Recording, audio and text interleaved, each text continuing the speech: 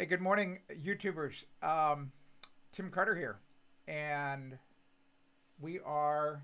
I'm trying to get this software work. I think I might have it worked out here. It's a little complex, and uh, the it's very interesting to see the live how the live is really kind of it's got a delay to it, so it might freak me out just a little bit.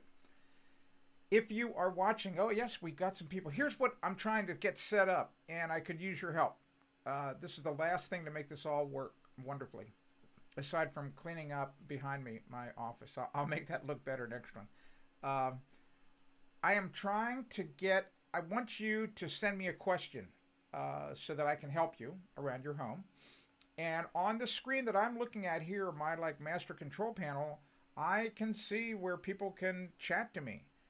But you may not see it on your screen. There we go. Hey, Pat. Bingo. Whatever you're doing. Tell me what you're doing, Pat. Are you watching the video on a browser or are you watching it through a YouTube app? Um, so I think the trouble yesterday is that people were watching this live stream on their smartphones and there's no comment capability via the app from a video that I watched about 30 minutes ago here on YouTube. Anyway, so the whole point of what I'm trying to do right now is I'm going to start doing live broadcasts at least 3 times a week, maybe 5 times a week if it really works out well. And because of this whole virus outbreak, a lot of suffering going on. You might not get people at your house. You might not want people at your house. And so you might have to try to fix something yourself. I might be able to tell you whether you can just wait on an item. So that's what this is all about. In other words, I'm trying to help you if you are at home and you need help. It's that simple. So, but I don't have ESP, so I need you to send me your question. Okay, so Pat's on your iPad. Good. Okay, Pat. So we'll try this with Pat. So, Pat, if you have any type of question about something around your house that needs to be fixed, type it in the chat, and then I'm going to do my best to answer it. While Pat's doing that, or while you might be doing it, here is something I'll share with you. So, about a month ago, I started getting a lot of people hitting me up about a company called RoofMax, and they wanted to know if it was any good. It is a product where a company called RoofMax, they have franchises all around the United States. They come and they can spray onto your roof this solution. It's made from soybeans, and it supposedly magically restores your asphalt shingles so they don't fall apart so quickly. I wrote a book about that. It's called Roofing Ripoff. You can go to Amazon and look at it. You can go to roofingripoff.com. Actually, I'll show you a copy here. Stand by.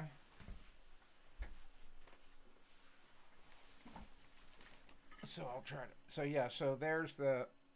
Try not to get that glare. So this is a book I wrote about 4 years ago, and I describe in the book what I found out to be the case, why your asphalt shingles are falling apart. Okay, anyway, um, it really comes down to the fact that the asphalt that is used in to make the shingles is the manufacturers are blowing too much air into it. And it's a long story. But here's what I discovered when I was doing the research for the book, and it's actually kind of early on. I found out quite by accident that if you put a copper strip, maybe 10 inches, 6 inches, 9 inches of copper, very thin copper, doesn't have to weigh a lot, doesn't have to be really expensive, at the top of your shingles, like right underneath the ridge cap, every time it rains, some copper comes off of that strip and it goes down and it connects to the asphalt on your roof, and it keeps the asphalt young and supple. And the reason why is because if the copper doesn't connect to the asphalt, oxygen out of the air does, and that oxygen, um, if too many asphalt molecules link together because of that oxygen, the here's what happens. You know the you know how like an older person's hands, sometimes you'll see them curled like that and they can't really straighten their fingers out. So that's what happens with your shingles. You'll actually notice, like, it happened on my own roof where my shingles got curled like this and they wouldn't flatten back out. So the copper stops that from happening. Anyway, so the Roof Max, it's a good product. They only offer a 5 year warranty, but you know you don't know whether it's working or not. You don't know if enough got applied. The people who developed it, the Battelle Labs in Columbus, Ohio, really great company, private company, and I think it's a good product. But the problem is you have to keep reapplying it, and whereas the copper, if you put the copper up on top of your roof, you only have to do that one time. So anyway, that's um, that's a little tip on how you can save your asphalt shingles. So just if you want to look at that book again, this is available at my website, askthebuilder.com, or you can just go to roofingripOff.com. There's me on the back putting. I ended up putting on my own roof. I decided I wasn't going to use asphalt shingles again, and there's me putting on a really neat synthetic slate product. It's by Da Vinci Roofscapes. I mean, people who come to my home, they think I've got a slate roof on my house, but I don't. It really looks like slate though, and great product. A little bit more pricey than asphalt. By about 300%, 3 times. But my roof, I'm pretty much convinced my roof's going to last 80 to 100 years. One other thing I did, I live here in central New Hampshire. We get a lot of snow, a lot of ice. I put Grace Ice and Water Shield under my entire roof. And whoever buys my house, or the next 3 or 4 owners, they're never going to have a roof problem, all I can tell you. Maybe the next 5, who knows. Okay, once again, if you've got a question, says the video resolution is 852 by 480, which is not optimal. Okay, I'm still learning the software, so I'm hoping that it looks good. Let me know if the video looks good. If there's any problems, I want to know.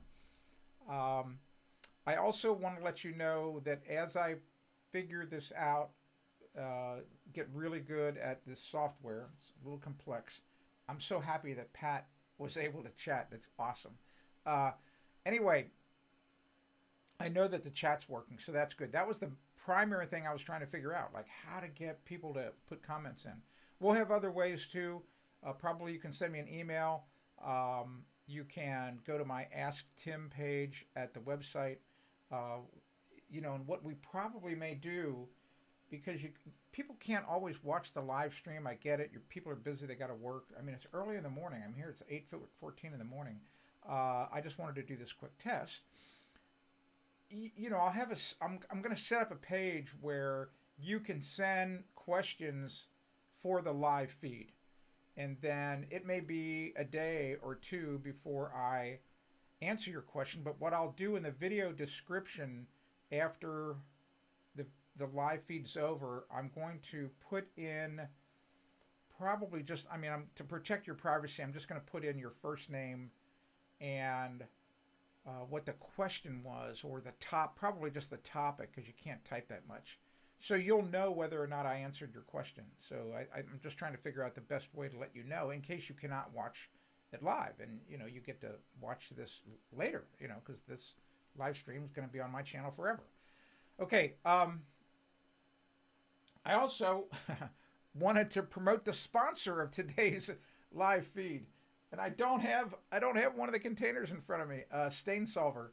So stainsolver.com. It's a certified organic oxygen bleach, completely water washable. Anything that you can wash with water, you can clean with Stain Solver, and really good product. So go to stainsolver.com.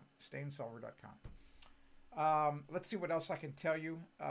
It's early in the morning. Only got 3 people watching the video. I get it.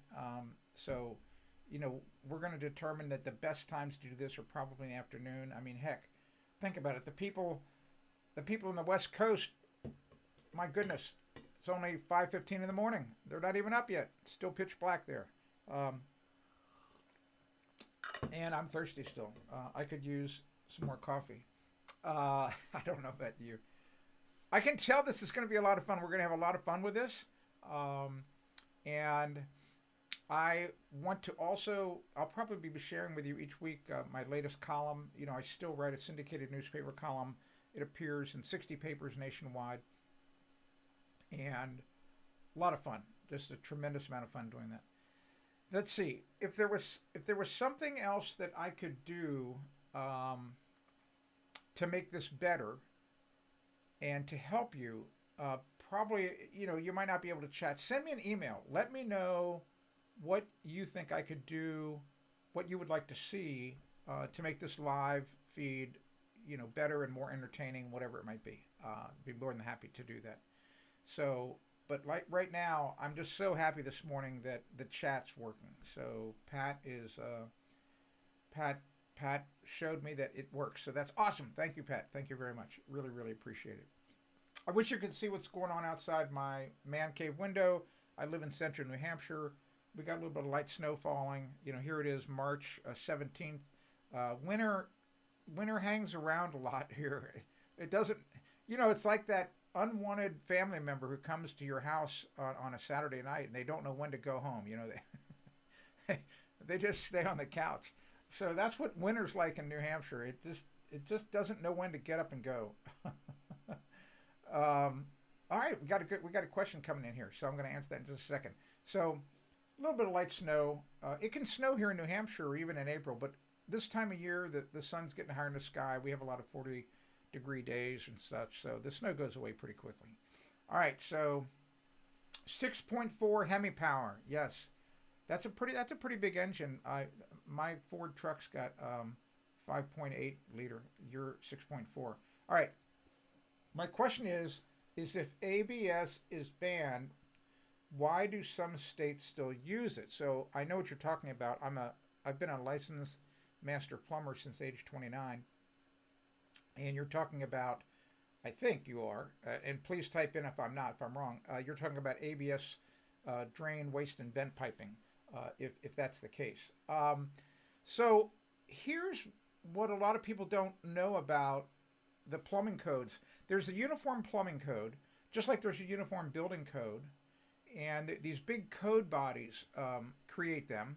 A lot of the building inspectors, plumbing inspectors, all these code officials contribute. It's a long process to get the code changed. Typically, every 3 years, they update the building code or the plumbing code. So once the code is published, it is basically what it is. It's a set of recommendations. I guess that's about the best way to describe it. And local code officials, like for example, like Angie. Angie is the building inspector up in Bar Harbor, Maine. I just put the plumbing in. Thank you very much. 6.4. You're talking about drain, waste, and vent piping. All right. So Angie Chamberlain is the plumbing inspector and the building inspector in Bar Harbor, Maine. Way out there on the, in down east Maine. I just helped build my daughter's home. I wasn't the builder, but I put in all the plumbing, all the electric, all the radiant heating. Anyway, so Angie can get this code. She looks at it, and then she can go, well, I agree with this. I disagree with that. Blah, blah, blah. So the answer to your question is the local building inspector, or even at the state level, they can reject certain parts of the code, and get this, they can even add their own stuff that is not in the plumbing code. And I'll give you a really great example of that. So a lot of people don't know what loop vents are. I'm a big fan of loop vents. So here's what I don't like. I'll tell you what I do not like. They really come on strong in the past, 15 years, these air admittance valves, AAVs. All right, so you couldn't give me an air admittance valve on my house or my job. I would never use one. Why? Because when they fail in the unsafe mode. All right, so, and they've got a mechanical part inside of them. And an air admittance valve takes the place of the loop vent because the people that made the air admittance valve, convince the code officials, oh, this is going to save time and money. It's better, blah, blah, blah. And I may do a whole show on what I think are flaws in the building code. Anyway, that might make actually a good idea. Make for a good topic. All right. So a loop vent, I've got a video on my website about loop vents. I've got a video here on YouTube about them. In its simplest form, it's just a loop. Okay, but one of the services I offer to people is I draw the drain, waste, and vent isometrics for people so they can get a building permit or a plumbing permit. I do a lot of those, and that's a service I offer, blah, blah, blah, who cares? So the plumbing inspector in New Orleans, I had a gentleman about 5 months ago order the plans. I drew them. I sent them to him. He gets back the next day saying, hey, the plans were rejected. The plumbing inspector here in New Orleans didn't like the way you drew the loop vent. And what he wanted, what they require in New Orleans is on the vertical part of the stack that rises up above the branch arm where the wastewater from your kitchen sink goes into, this drainage system. As soon as you get above that T-fitting, I'll probably hold up a drawing next time. I'm learning, in other words, if I'm going to talk about this, I should have something you could see. All right. Just trust me. He wanted a clean out. So that's kind of a good idea. But the trouble is, what I think is that in the typical kitchen cabinet, I don't see how you would ever get to that clean out, because if you have a double bowl sink, I mean, maybe you could get the plug out. I don't see how you'd ever get a snake in there. I mean, it's just so tight. I don't know. So, but that's what he wanted. And he wanted an auxiliary vent right before where the Y is that comes up that creates part of the loop vent. He wanted a T there and a vent pipe that ran all the way up and connected to the regular vent system. I don't think it's necessary. He did, but that's a great example of why ABS is banned in some states, because the local inspector or the state level inspectors group, they ban it. They don't like it. So that's the answer. Your local people don't want it.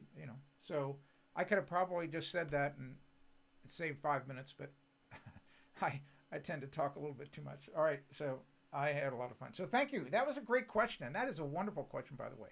So anyway, I think I've done enough testing for the morning. I want to thank you for watching, and now that I know that the chat works, I'm really happy about that. I'm just going to kind of work out some of the details. Here we go. Seems arbitrary being... So 6.4 says, seems arbitrary being extremely flammable. However, your reply makes perfect sense. Thank you. You're very welcome. So I'll give you another quick example. So in the building code, and this is something I kind of disagree with, because I feel that this kind of starts to drift over into the political realm, and I just absolutely refuse to discuss politics with anybody.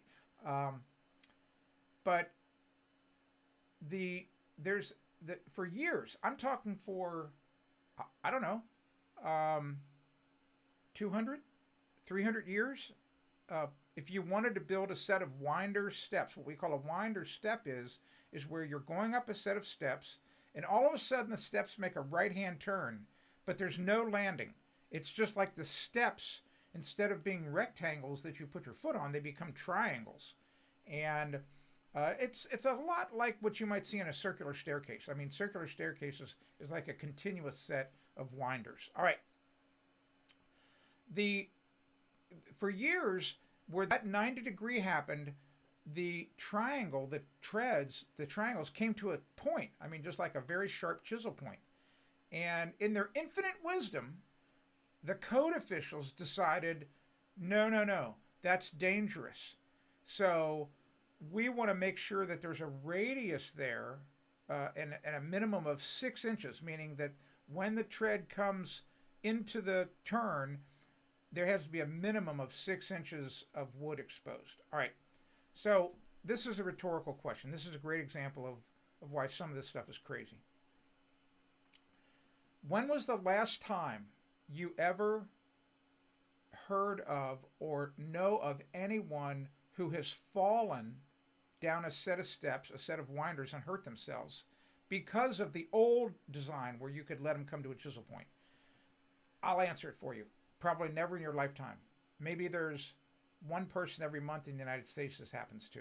All right, the reason why it's so infrequent is because the next time you go up or down a set of steps, I want you to pay attention to where your feet are falling. In other words, you are not walking at the edge of the steps. It just doesn't happen. You are walking about a foot in. If you just normal, just in other words, you don't even think about it. You just normally either go up the center of the steps, or maybe you're just off center 3 or 4 inches from the center because you're holding onto the handrail. All right? Okay. So that automatically forces your body and your footfalls into the safe zone of these winder steps. Like, do you think the architects of old, do you think that they would continue to put these winder steps in if they were unsafe? The answer is no, they would not continue to do it. Do you think builders for 100 or 150 years would continue to build steps this way if they were unsafe? No. In other words, if as soon as they put them in, they found out 80% of the people were tripping down the steps because of the design of the winders, they'd go, this is stupid. We got to come up with a better way. Well, they didn't redesign them because a lot of people never had any trouble with it. All right, so that's a great example of where I feel that some aspects of the code are overly protective, and they're just overly protective. And the problem with doing the winder steps the way the code calls for now is it requires more space in the house. You have to have more room to build the set of steps. So it puts you, the homeowner, it just costs you a little bit more money. All right, so that's just another great example. All right, I want to thank you for watching this morning. We're going to start doing a lot more of these. They're going to be more organized. I'm going to run it a lot like my radio show in the past, where, I have a really nice, crisp list of things to talk about. I'm going to learn how to switch the screens here. I have the ability to show something else on the screen while we talk, so it might be a clear image, a photograph. I'm going to start testing that so that I don't have to try to describe something. Like, for example, I could have shown you a picture while I was talking here. I could have just thrown up onto the screen a picture of the winder steps. All right, so still learning. And of course, it would be so nice if I had an in-studio, well, that's my man cave, an in-studio producer who could be doing all that magic so that I could just continue to look at the camera. But that's not going to be the case. This is going to be a run and gun, as we call it. All right. Thanks a lot. More of these coming. And Pat, I want to thank you. 6.4 liter Hemi power. Thank you. Great question. And also, you may want to subscribe to my free AsktheBuilder.com newsletter. That's where I'm going to publish the schedule of when I'm going to do these. Probably going to do them at different times of the day because of the time zone differences. I got to discover when is really the best time to do one. Probably I'm going to run a survey. Maybe it's Sundays. I don't know. Saturday might be the worst day. So we're going to try to figure out what time of day is the best time so that, we can get you and many others to watch what's going on live. Simple as that. All right. Thanks very much. I really appreciate it. And I'll be back. Really appreciate it. All right. Thanks again. I'm Tim Carter, AsktheBuilder.com.